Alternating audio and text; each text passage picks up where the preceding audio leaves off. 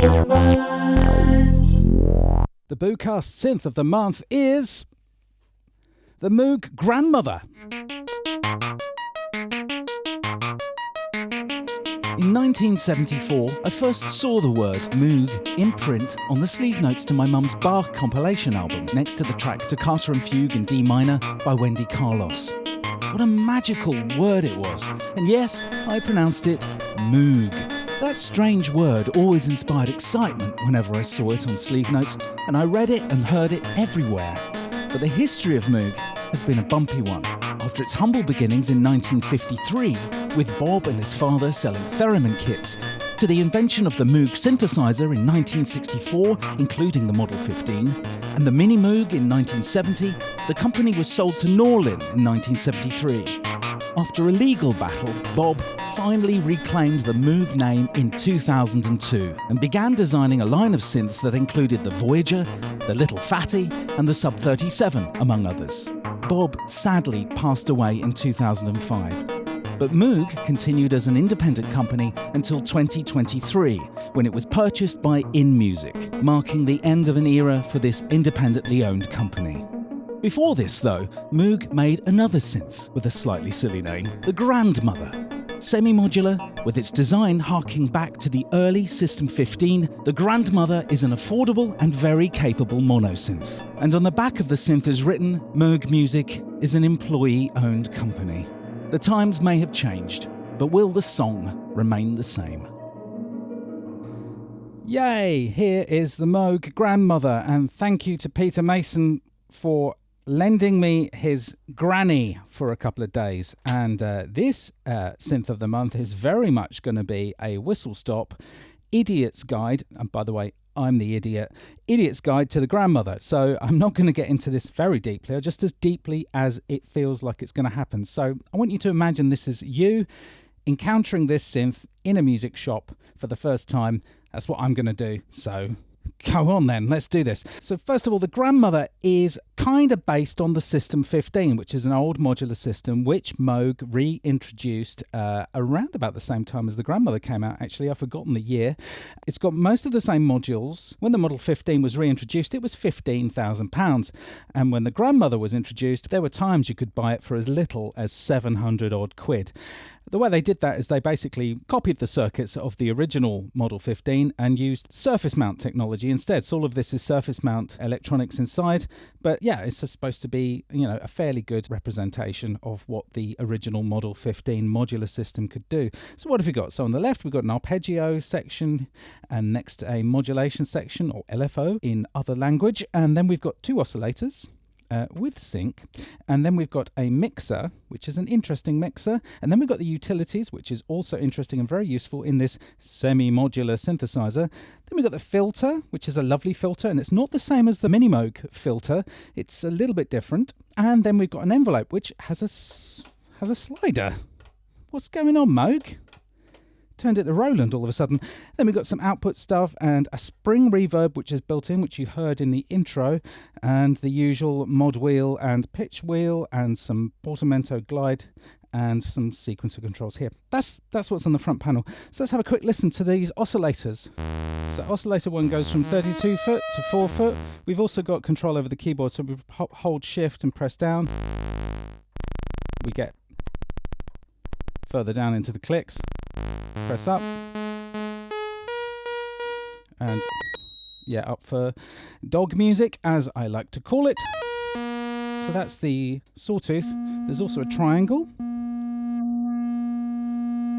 with slightly less harmonic content, but still quite beautiful. There is no shark tooth oscillator, which is a shame because I really love the shark tooth, but never mind. So we've got the sawtooth.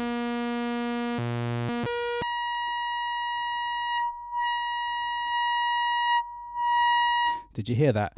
When the resonance... I know we jump into the filter, but it's that classic level drop.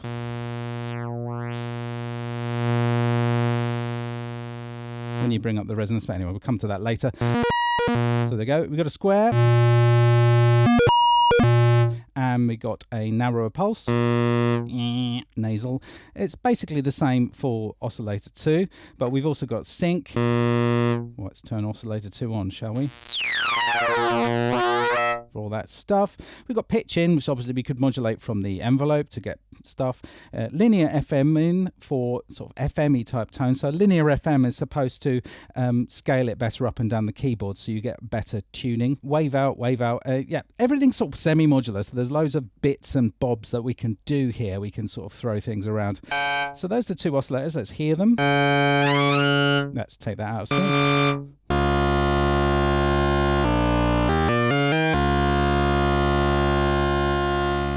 Interesting, so turn oscillator 1 up. I'll bring up oscillator 2 and listen to the volume of oscillator 1.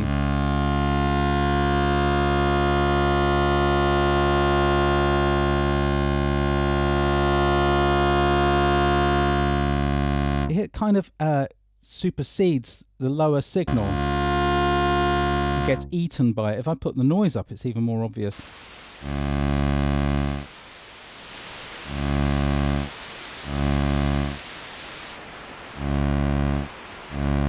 It's like the more you put in, the more munged up and burnt and blended together it becomes.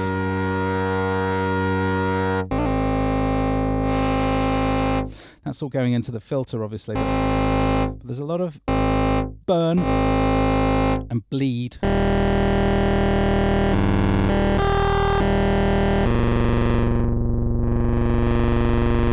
So that's the mixer.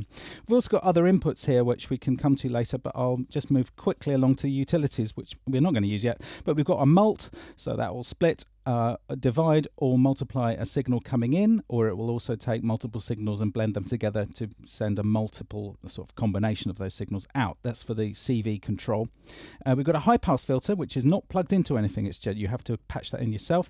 And we've got an attenuator, which is actually an attenuverter, so we can adjust the levels of the control voltage signals, positive and negative, which is very, very useful indeed. Then the filter, so let's get ourselves something a little less noisy.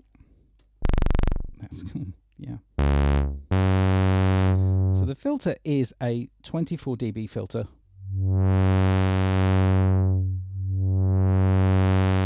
So how much level you put in really affects how the filter responds. So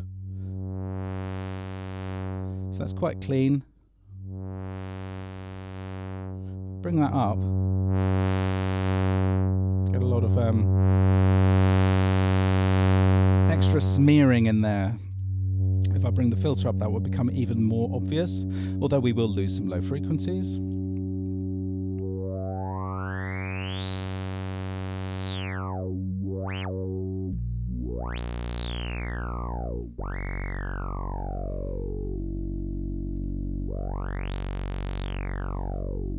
So yeah, there we go. That is not like the Moog Mini Moog filter. It's like the okay, now memory time. The 90 something filter. Please answers in the comments. It's the Model 15 Modular Systems filter has been emulated here, and it's has a particular quality.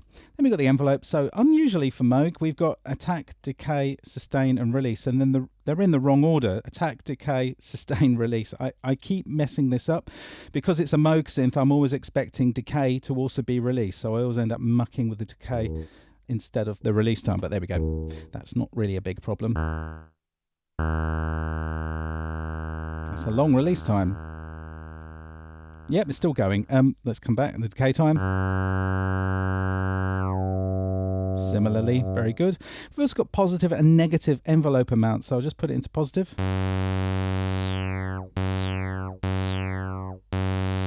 The sustain's on a sort of DJ mixing. Why is it so flicky as well? I mean, are they expecting us to... I don't know what's going on there, but there we go, it's there. So we've got positive.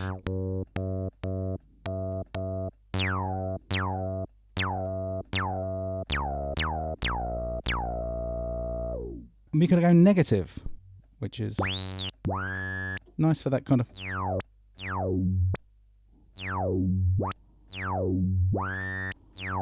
So at the moment, this envelope is attached to the VCA and the filter. And so we've got a slow attack here on the VCA and a slow attack on the filter, but I would like, and it's and the filter is set to negative going. But I would prefer to have a shorter tack. Not clever enough to know how this works. Hold on, what's this? There we go. So we can go keyboard release. Oh, that's better. So that's very certain Depeche Mode song. Let's put some reverb in there.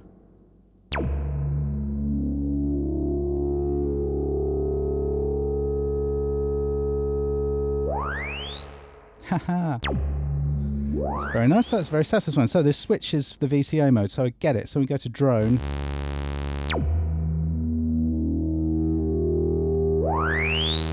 Nice. Okay, good. That's really useful. I literally just discovered that as we filmed this now. So I told you, it's like half an hour in a music shop, saving you the trouble of going to your local music shop. But support your local music shop. The high street is dying. Okay, come on, guys. Okay, I think we've covered everything. There is an arpeggiator and a sequencer. I'll just turn the arpeggiator on.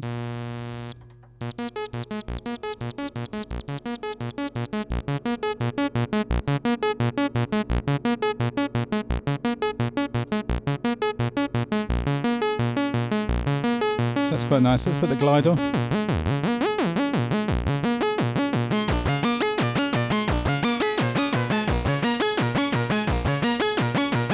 So we can use the LFO, which we haven't touched yet. The LFO has 4 waveforms.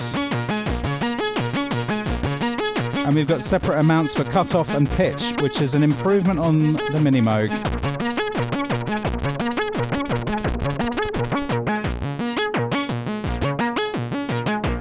Very nice. Stop that. And we've also got pitch amount, of course. So.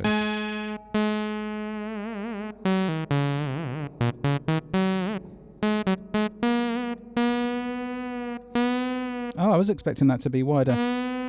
That's good.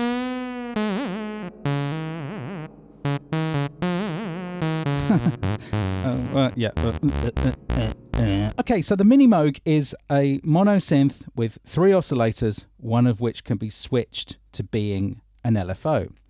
The Grandmother is a mono synth with 2 oscillators and an LFO that can be switched to be an oscillator. Let's do that. So the way we can do this is we take, you see there's a rate in here. So if we take keyboard out from here, plug it into rate in. Let's move this to the square so we can hear. The LFO, by the way, also goes really fast. But we can also change the pitch. So I've connected the keyboard to the rate in. So that's an octave. You hear it's doubling the speed of the LFO. So we've got all these waveforms. Why don't we listen to the LFO? So I'm going to take the wave out of the LFO, put it into the noise in. By the way, noise is just white. So noise in. And now we're going to listen to the LFO.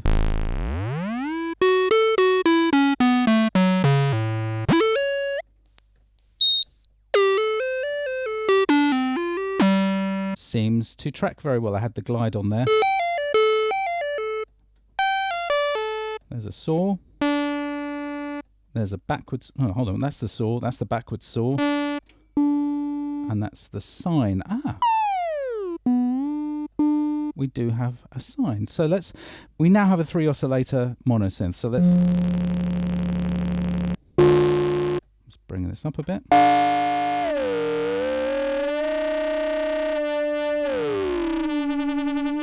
It's quite tricky to tune.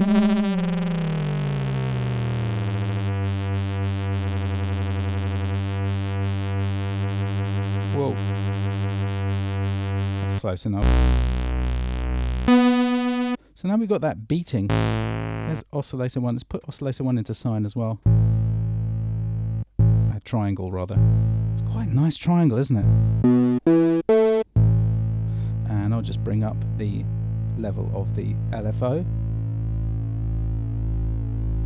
Actually, don't forget the mixer likes to burn things when you put them in too hot, so let's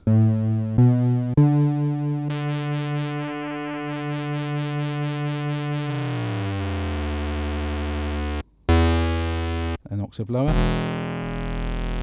So instead of an LFO, we've now got a kind of sub-oscillator, and I'll bring up oscillator 2.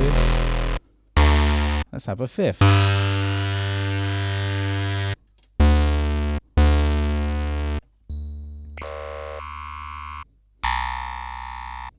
Huh.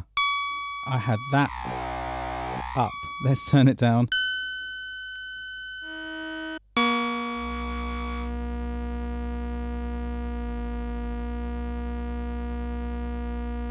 Well, that was interesting, wasn't it? Because I had these both being modulated by oscillator 3.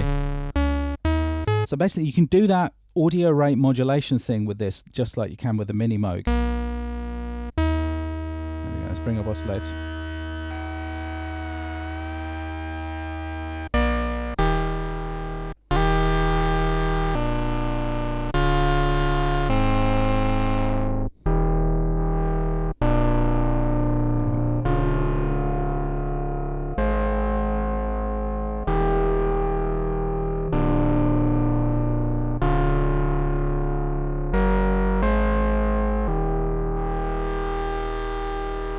We've got 3 oscillators and we can listen to all 3 of them at once. What about if we want to do some audio rate modulation as well? Well, that's where the mult comes in. So we can take the wave out from the LFO, plug it into one of the mults, take one of those out and put it back into the noise in so we can still hear it.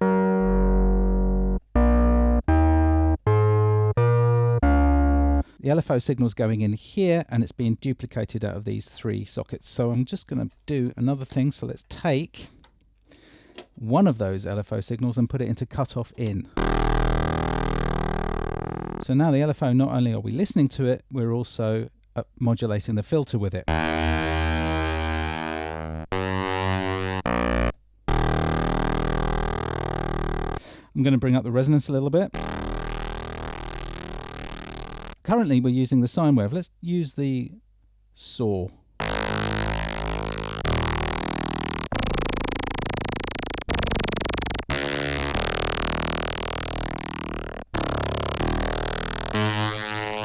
you can hear that's nice the way it's interacting with the speed of the filter and the pitch of the oscillators and the speed of the LFO. Something nice going on there. It's a little bit hot though, isn't it? There's a bit too much signal going here. So what we would do if we want to reduce the amount is we can use the attenuators. Let's take that LFO signal, instead of putting it straight into the filter, we'll go into the attenuator, input, and then from the output, come out into cutoff in. And we now have control over the amount of filter modulation. So we get slightly more controllable.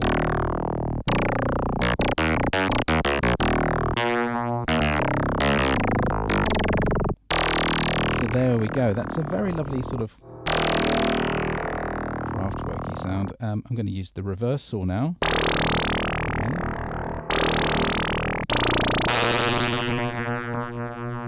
I didn't need to switch to the reverse saw because I could have just reversed it with the attenuverter.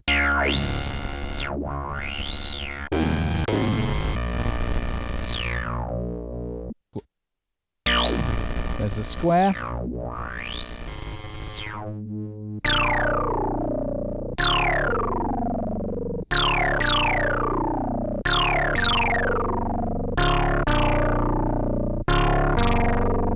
So let's just listen to the LFO on its own with its own filter modulation.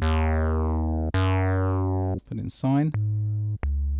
Put it in saw.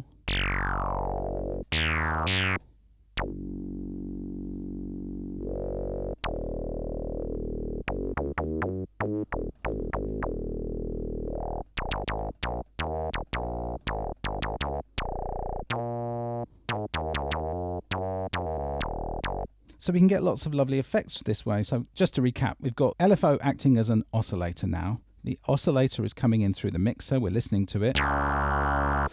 It's also going into the filter through the attenuator. And we can go positive or negative, and it's modulating the cutoff of the filter. Great, we can get loads of special effects out of this. Let's bring up the oscillators again. I'm just going to muck with the pitch.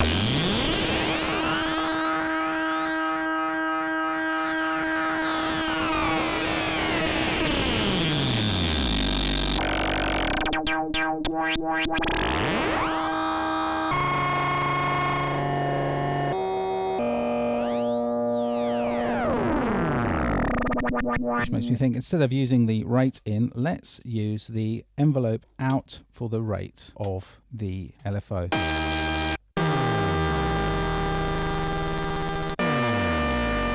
So the rate of the LFO is now being controlled by the envelope. Bring up some of that.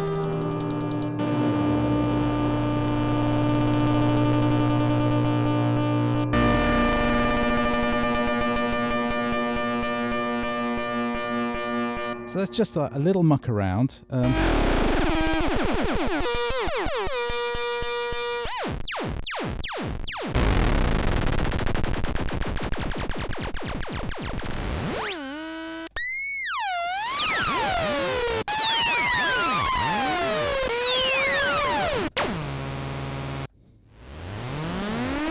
put it onto keyboard RLS mode. So now the VCA is just on off, and yeah, I think there is a release, an extra release for this VCA mode, but as I said, we're just in the shop for half an hour, so let's just get on with it. But this envelope is now just controlling the pitch of the modulation and the cutoff of the filter.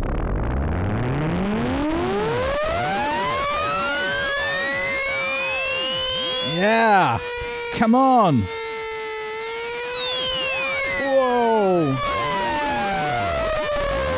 Oh, your head explode.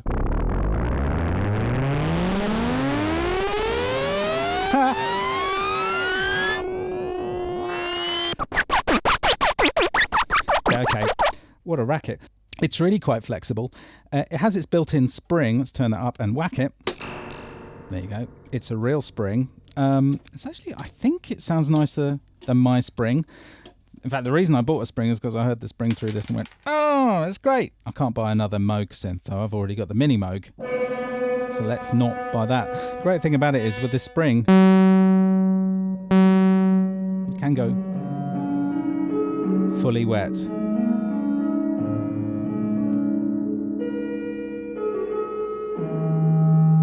Which is quite lovely. You've got glide on as well. And just for simple, pure little sounds like that, a little bit of envelope. Once again, turn on the arpeggiator. Yeah, we've got order, forward, backwards, random. Let's go random. And 3 octaves. Has a sequencer built in as well, but I'm not going to get into that today. And a rate knob. Bring up the reverb.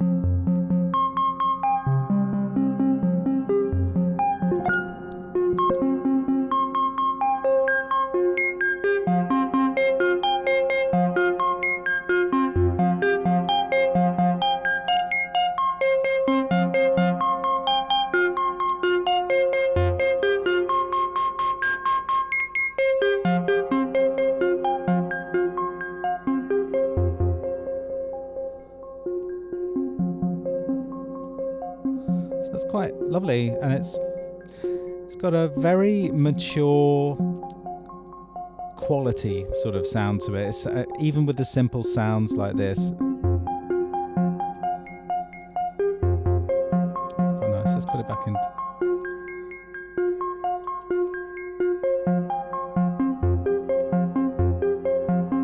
Fully wet.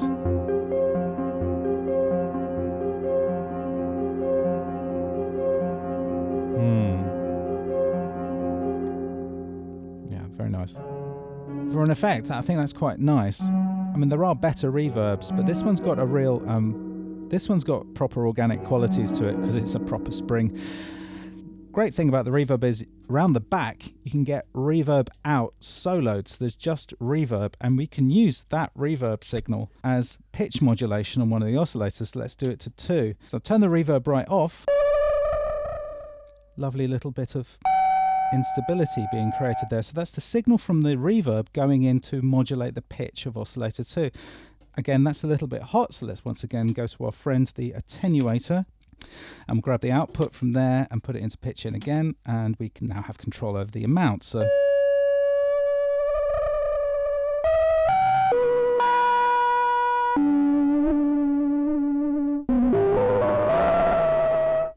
So this is a modulation source. It's not just noise. It's the reverb from the actual signal coming out of the oscillator itself, even though we're not listening to it.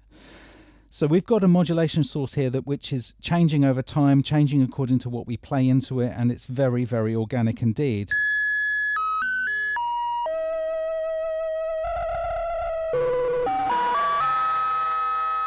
You can almost hear the previous notes ringing in that modulation.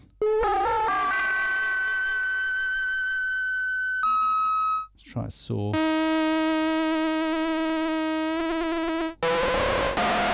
Yeah, it goes crazy. When you play a lot of notes, it starts to go a bit wild.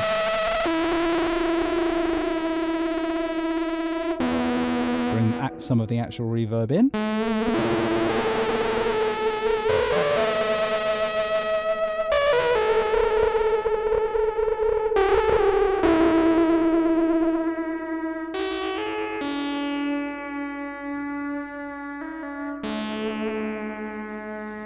Bring up oscillator 1.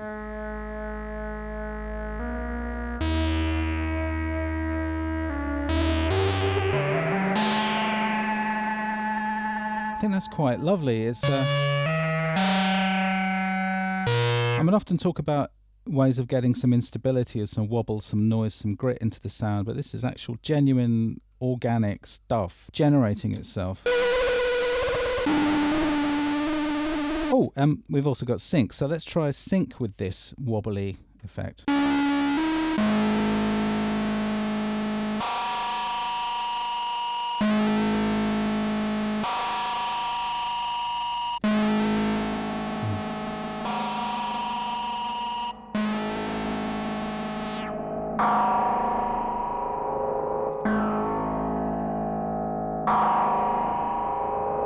Forgive me, I just got lost a little bit there. So yeah, let's do ordinary sync. So if we take the patch cable craziness, so if we take the envelope out and plug it into pitch in of oscillator 2, there we go. So the envelope is modulating oscillator 2's pitch. Let's put it into sync.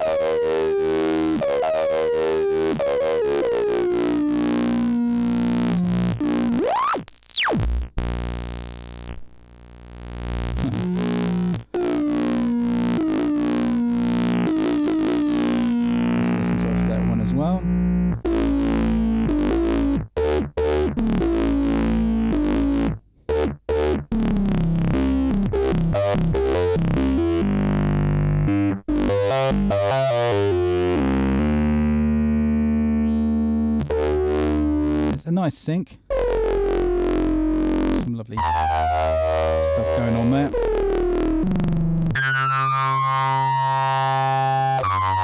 Yeah, and we've got sample and hold comes out of the modulator as well. So this is a bit random because I'm running towards the end.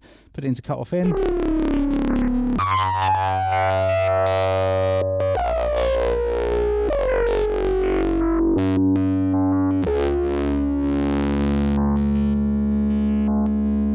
Good thing about the LFO is it's outputting sample and hold to the filter. You can hear that. But at the same time, it's outputting the whatever waveform you choose here, so we can.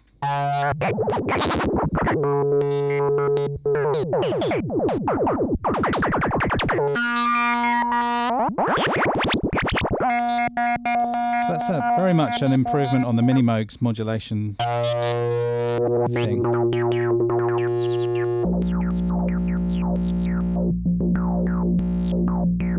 Sounds great.